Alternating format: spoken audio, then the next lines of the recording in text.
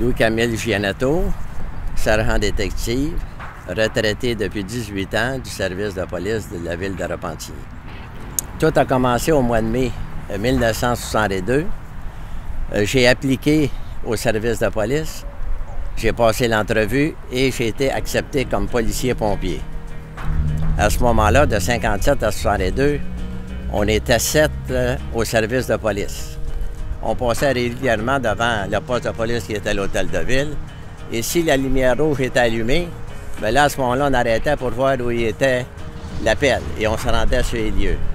Fait que dans nos fonctions, bien c'est sûr qu'il fallait faire respecter le code criminel, le code de la route, il fallait faire respecter les règlements municipaux, mais c'était surtout les règlements municipaux qui étaient notre préoccupation. En 1964, ça allait évoluer, fait qu'on s'est en allé au 20 hôtel de ville, qui était le garage municipal, mais à ce moment-là, on avait une partie pour le service de police. Fait qu'on avait 3 bureaux, 2 cellules. Et là, on était en voiture. Quand on arrêtait des individus, on n'avait pas besoin d'aller les conduire à la Sommation ou les conduire au quartier général de la Sûreté du Québec, parce qu'on avait l'assistant de la Sûreté du Québec. Fait qu'on était là jusqu'en 68, et donc d'autres policiers sont rattachés au département avec d'autres véhicules. Et là, on avait les communications à l'intérieur du véhicule de police qui facilitaient notre travail. En 68, on a transféré dans l'ancien hôtel de ville sur la rue Notre-Dame au 435. Et là, on avait encore beaucoup plus grand et le travail était beaucoup plus intéressant au niveau des enquêtes et au niveau des spécialités qui sont rattachées à ça.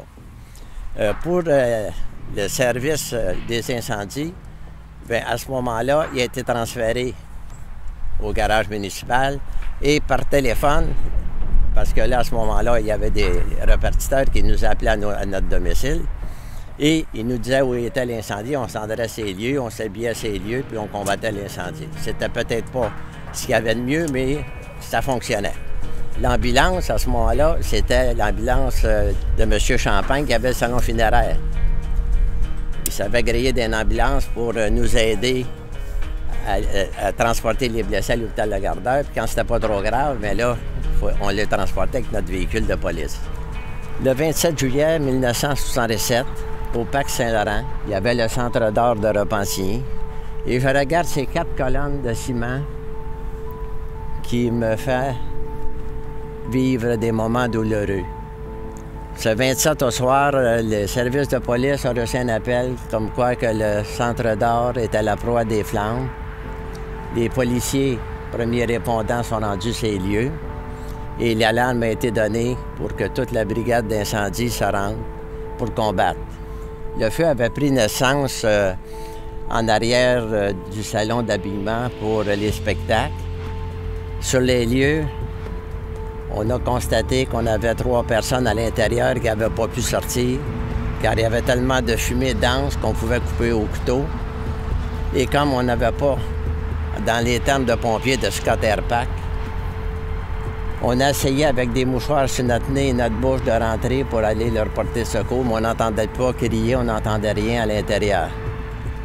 On a réussi à rentrer quelques pieds et on a sorti M. Saint-Jean des flammes pour qu'il soit conduit à l'hôpital, mais il était dans le coma. En tout cas, il a de la misère à respirer. Et pour les 2 autres, M. Napoléon Sainte-Marie et M. Yves Saint-Germain, ils ont été localisés le lendemain quand le brasier a été éteint avec l'assistance du service d'incendie de Pointe-aux-Trembles. Quelques jours plus tard, on a appris que M. Roger Saint-Jean avait décédé des suites de l'incendie. C'est un des moments les plus dramatiques du service de police et des incendies de la ville de Repentigny. Je pense que le plus beau legs qu'on a pu laisser à notre génération future, ça a été le devoir accompli. Ça a été être proche de nos citoyens. Pour moi, je me dis c'est une page d'histoire qui s'est terminée. Il y en a une autre page qui s'est ouverte pour le mieux-être de toute notre population.